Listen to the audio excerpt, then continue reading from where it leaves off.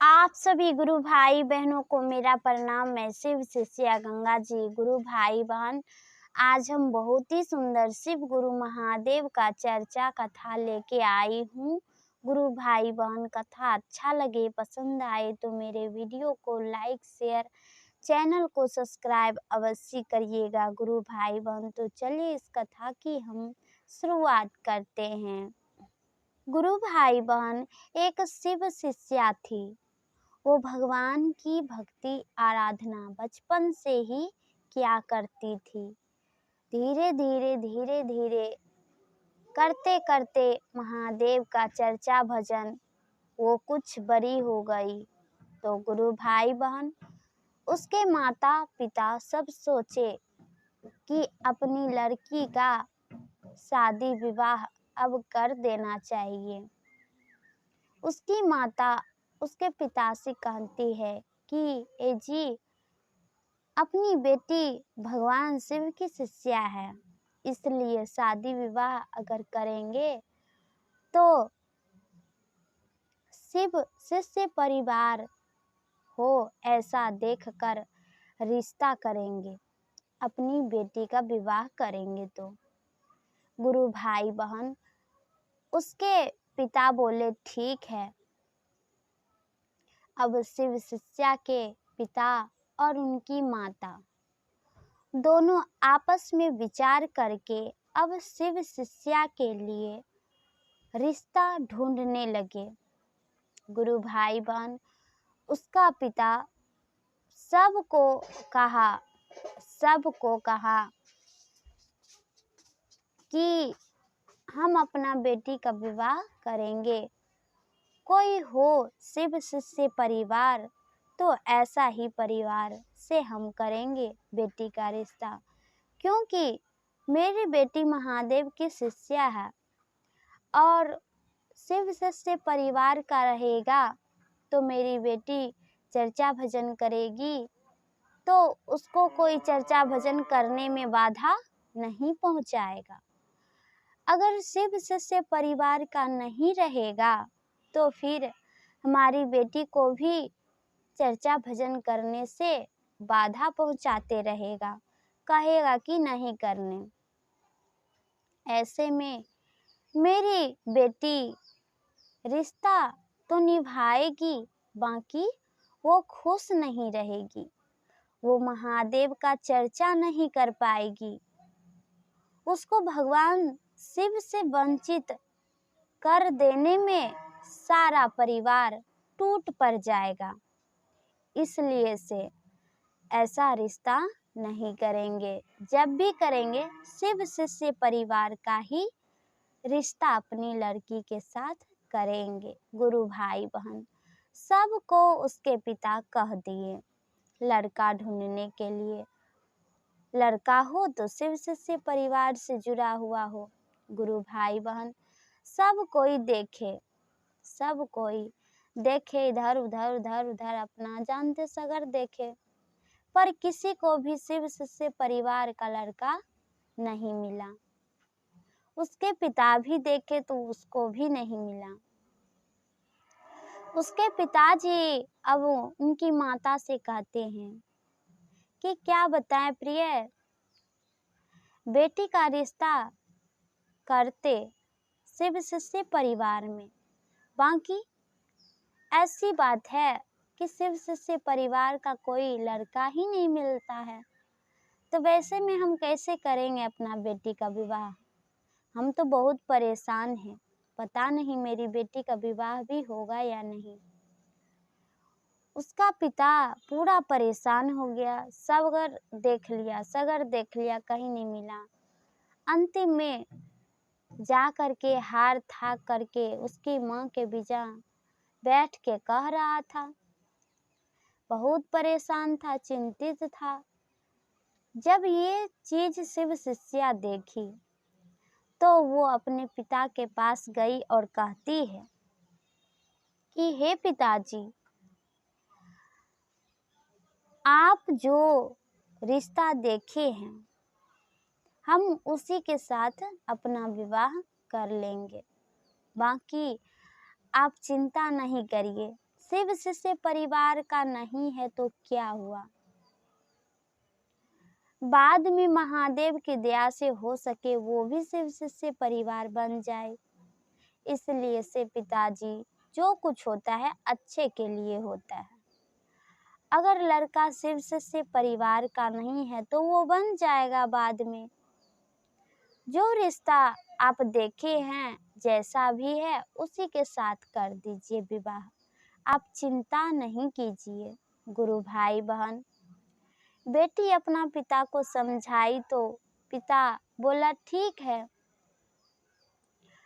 अब जो भी लड़का देखा था उसका पिता तो सब के सब शिव शिष्य परिवार का कोई नहीं था, पर उस सबको जमीन जायदाद घर द्वार सब कुछ था। बोला ठीक है, एक लड़का आया पसंद तो फिर वो अपना बेटी का विवाह उनके साथ कर दिया। गुरु भाई बहन, अब धीरे धीरे शिव शिष्या अपना शादी विवाह हो गया तो बेचारी सबका आशीर्वाद लेके, महादेव का आशीर्वाद लेके ससुराल आई और उसी दिन गुरु भाई बहन थकी हारी थी तो बेचारी अपना सो गई। बिहान हुआ जब तो वो नहा सुना ली और जाने लगी भगवान शिव को जल अर्पित करने के लिए। तभी उसकी सास कहती है, ए बहू कहाँ जा रही हो, ठहर जाओ। तो गुरु भाई बहन शिव शिष्या कहती है कि हम अपने महादेव को जल अर्पित करने जाते हैं। हम महादेव की शिष्या हैं, महादेव की पूजा करने जाते हैं। तब गुरु भाई बहन उनकी सास कही कि मेरे परिवार में कोई भी पूजा अर्चना नहीं करता है, कोई महादेव का, कोई देवी देवता का।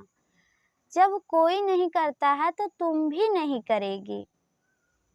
तो गुरु भाई बहन शिव शिष्या समझाई अपनी सास को, कहती है कि हे सासू माँ, भगवान की पूजा करने से पाप कम होता है, साथ ही मोक्ष की प्राप्ति होती है। भगवान की आराधना करने से दुख तकलीफ कष्ट दूर होता है। तब सास कहती है कि ये सब छोड़ो, हम तो भगवान की पूजा नहीं करते हैं, कुछ भी नहीं करते हैं, तो कहाँ हमको दुख है, कहाँ तकलीफ है, कहाँ पाप घेर ले हैं। इसलिए से मेरे खानदान में कोई पूजा अर्चना नहीं करता है महादेव का, इसलिए आज से तुम भी नहीं करेगी। घर से कदम बाहर अगर रखी तो फिर हम तुझे अपने इस घर से निकाल देंगे। गुरु भाई बहन शिव शिष्या डर गई, फिर कहती है ठीक है सासू माँ। वो जिस पाँव से आगे आगे आई उसी पाँव को पीछे करते करते घर गई और घर में बैठ के भगवान शिव को ध्यान करने लगी। और इसी बीच सारा काम काज होते होते रात हो गया। तब गुरु भाई बहन फिर क्या हुआ कि रात हो गया जब, तो शिव शिष्या देखी कि सब कोई सो गया है। तो वो सोची अब जब सब कोई सो ही गया है, ऐसा करते हैं अभी रात है, अभी ही हम जाते हैं और भगवान शिव का पूजा अर्चना कर लेंगे। अब गुरु भाई बहन चोरी छुपे वो घर से निकली और जाकर के भगवान शिव को जल अर्पित की और फिर उधर से प्रणाम करके महादेव को आने लगी। आते आते गेट तक आई तो गेट को जैसे ही खोलती है तो ढनमन किया, ढक ढक किया। बस उसकी सास जग गई और लाइट जलाते हुए बाहर आई तो देखती है कि बहू। अब वो कहती है कि क्या कहाँ गई थी इतना रात को। तब गुरु भाई बहन बहू बेचारी चुपचाप थी, कुछ नहीं बोल रही थी। तब सास देखती है कि उसका हाथ में लोटकी है, और जब ये चीज देखी तो समझ गई सास की पूजा अर्चना करने गई थी। तब गुरु भाई बहन सास कहती है कि अब जो तुम भगवान शिव की पूजा अर्चना करके इतना रात में आ रही है, तो इसका सजा आज हम तुमको देंगे। गुरु भाई बहन अब इतना कह के सास चल गई अपना रूम, पुतौह चल गई अपना रूम। दोनों अब रात था सो गई। बिहान हुआ आई सब एक जगह हुआ जब सब कोई, तब सास कहती है कि अरे बेटा, ये बहू नहीं कुलक्षणी है, कुलक्षणी। मना करने के बाद भी ये रात को चोरी छुपे गई थी भगवान शिव की पूजा करने। आज इसको सजा दो और इस घर से निकाल दो। गुरु भाई बहन अब क्या हुआ कि सास उसको लाते मुक्के खूब मारी सास, और उसका बेटा से भी उसको मार खिलवाई, ननद भी मारी, और मार मार के झोटा लिरिया के मार के फिर उसको घर से निकाल दी। शिव शिष्या बेचारी घर से बाहर चली गई। वो कहती रही, रोती रही कि फिर भी उनका कोई एक भी विचार को नहीं सुना। वो महादेव के मंदिर में चली गई और इधर अपना अपना सब फिर वैसे ही रहने लगी, सास ननद सब कोई। गुरु भाई बहन वो महादेव के मंदिर में जा कर के खूब फूट फूट के रोने लगी। कहती है, हे शिव गुरु महादेव, कुछ भी हो जाए हम आपकी भक्ति तो नहीं छोड़ सकते हैं, और इसी के कारण शायद हम मार खाए हैं। वो ठीक है, बाकी हम आपका भक्ति नहीं छोड़ सकते हैं। वो बहुत रो रही थी, बेचारी को खूब मारने के कारण चोट गस गस में लगा था। गुरु भाई बहन इधर शिव शिष्या की जो सास थी और उसका जो बेटा था, गुरु भाई बहन जिस हाथ से वो मारी थी और उसका बेटा जो लात से मारा था, दोनों माँ बेटा को महादेव दंड दिए। शिव शिष्या को जो मारे थे उसका दंड दिए। वो दोनों माँ बेटा के हाथ पैर में लकवा लग गया। गुरु भाई बहन अब वो बहुत ज्यादा बेचैन परेशान हो गया। डॉक्टर वैद्य सबको दिखाया, कहीं भी ठीक नहीं हुआ। बहुत ज्यादा परेशान था। दिन प्रतिदिन पैसा पे पैसा जाते रहा डॉक्टर के यहाँ लेकर के, बाकी डॉक्टर ठीक नहीं कर पाया। खूब रोता बिलखता, खूब परेशान था। उधर शिव शिष्या का परिवार जो शादी विवाह करके अपना छुटकारा में था। शिव शिष्या रोती बिलखती भगवान के शिव महादेव के शरण में पूजा अर्चना करती रहती, और इधर इसकी सास और पति दोनों उस हाल में बेचैन बेबस लाचार दुख में थे। जो कर्म किया उसका फल महादेव उसको दे दिए तुरंत। अब गुरु भाई बहन क्या हुआ कि एक बाबा आए, महात्मा बाबा आए, भिक्षा मांगते मांगते आए। तब गुरु भाई बहन उनकी शिव शिष्या की सास जब देखी तो वो अपना दर पे बुलाई, कहती है कि हे महात्मा, हे बाबा, हम सब को दिखाएं, सबसे इलाज करवाएं, आज तक ले ठीक नहीं हुए। कोई उपाय बताइए, क्या करें ताकि हम ठीक हो जाएं। बहुत चिंतित हैं, दुखी हैं, परेशान हैं, लकवा मार दिया हम दोनों माँ बेटा को। तब वो महात्मा कहता है, ये तो तुम्हारे कर्मों का फल है, शायद और अभी भोगना पड़ेगा। तुम एक महादेव की शिष्या को लात से मारी, मुक्का से मारी, उसी का परिणाम है। अगर तुम अपने आप को चाहती है कि सुरक्षित हो जाए, ठीक हो जाए, तो महादेव को सुमिरन करो, भगवान शिव को सुमिरन करो, अपनी बहू को घर में प्यार से लाओ। महादेव प्रसन्न होंगे। महादेव की भक्ति जब करोगी तो महादेव प्रसन्न होंगे और महादेव क्षमा कर देंगे। तुम्हारी ये जो दशा है वो ठीक कर देंगे महादेव। सब कुछ महादेव ही कर सकते हैं, हम तो कुछ भी नहीं हैं। सिर्फ एक राह बता दिए गुरु भाई बहन। अब वो महात्मा वहां से चला गया, इतना कह के चला गया।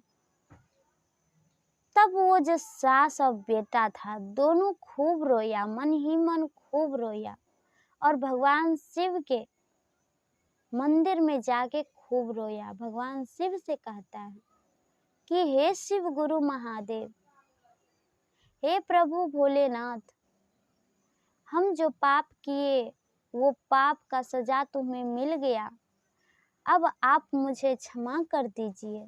हे महादेव, अब आप मुझे क्षमा कर दीजिए। हम अपनी बहू को लेने आए हैं प्रभु, हम अपनी बहू को लेने आए हैं, उनके साथ रहना चाहते हैं। अब आप मुझे क्षमा कर दीजिए प्रभु। गुरु भाई बहन, सास बेटा जब भगवान शिव से बहुत प्रार्थना किए, क्षमा याचना मांगे, तब शिव शिष्या वहीं पे सुन रही थी, सुनी देखी, तो अपना पति का यह दशा जब देखी तो उसको रहा नहीं गया। उसको उतना मारा था, फिर भी वो सब कुछ भूल करके अब वो भी भगवान शिव से आराधना करने लगी कि हे शिव गुरु महादेव, जो मेरा पति और मेरी सास मुझे दुख तकलीफ दी, उसका तो फल आप उसको दे ही दिए प्रभु, पर अब हम इस हाल में अपना पति को नहीं देख सकते हैं। जैसा भी है मेरा पति, आप मेरे पति को क्षमा कर दीजिए, सही कर दीजिए। गुरु भाई बहन, शिव शिष्या अपना पति के लिए भगवान शिव से विनती आराधना करने लगी। तब महादेव जब यह चीज शिव शिष्या के अंदर देखे तो वो एक शिव शिष्या के पति को ठीक कर दिए, अपना कमंडल से जल छिड़क दिए। महादेव प्रसन्न होकर और फिर उनकी सास और उनके पति को समझाते हैं, कहते हैं कि अरे मूर्ख, अपनी पत्नी से सीख, देख तूने इसको कितना दुख दिया, कितना तकलीफ दिया। शादी के पहले ही दिन तूने इसको इतना दुख दिया, तकलीफ दिया, इसे घर से निकाल दिया, फिर भी ये तेरी दुख को नहीं देख पा रही है और तेरे लिए हमसे विनती आराधना करती है। सीख और देख कि ममता क्या होती है। भगवान की जो भक्ति करते हैं वो लोग के अंदर ही ममता होता है, दया होता है। जो कि भगवान की भक्ति ही कभी नहीं करता है तो उसके अंदर कोई मोह माया दया भावना कुछ भी नहीं होता है, वो बहुत ही अज्ञानी होता है। गुरु भाई बहन, जब उसकी सास और बेटे दोनों को लगने लगा, उसका पति और सास को जब लगने लगा कि हम इतना मारे, इतना इसको डराएं धमकाएं, सब कुछ किए, अब फिर भी ये हमारे खातिर महादेव से प्रार्थना करती है, तब उसको एहसास होने लगा कि हम बहुत बड़ा पाप किए हैं। गुरु भाई बहन, अब महादेव के चरण में लौट करके सास और उसका पति भगवान शिव से क्षमा याचना करने लगा खूब, और शिव शिष्या भी महादेव से प्रार्थना करने लगी कि हे शिव गुरु महादेव, जो कुछ हुआ उसके लिए अब हम माफ़ी चाहते हैं, आप मेरे पति और सास को सही मार्गदर्शन दिखा दिए प्रभु, यही सबसे बड़ा आपका आशीर्वाद है। तो गुरु भाई बहन, महादेव भी शिव शिष्या को सही अच्छा कर दिए, साथ ही अब उसका पति, उसकी जो सास थी, दोनों मिल गए, अच्छा से रहने लगे मिलजुल कर और शिव शिष्या को बहुत मानने लगे। महादेव उनकी सास को और पति को ठीक कर दिए। तो प्रेम से बोलिए जय शिव गुरु, जय महादेव, जय मैया पार्वती की जय।